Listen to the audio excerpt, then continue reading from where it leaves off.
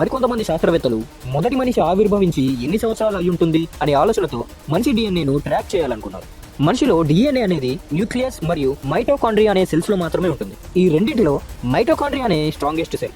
అందుకే మైటోకాండ్రియాని power house of the cell అని అంటారు. అందుకే వేరువేరు ప్రాంతాల, వేరువేరు మతాల, వేరువేరు రకాల మనుషుల మైటోకాండ్రియల్ డిఎన్ఏను సేకరించి పరిశీలించి చూశారు. అప్పుడు వారు కనుగొన్న విషయాలకు శాస్త్రవేత్తలంతా ఆశ్చర్యపోయారు. వారందరిలోని మైటోకాండ్రియల్ డిఎన్ఏ ఒకేలా ఉండడం ఒక్కసారిగా వారందరి కళ్ళు చెదిరిపోయేలా చేసింది. దీనికి కారణం ఏంటంటే ఈ మైటోకాండ్రియాలో ఉండే డిఎన్ఏ తల్లి నుంచి మాత్రమే పిల్లలకు వస్తుంది, కానీ తండ్రి నుంచి రాదు.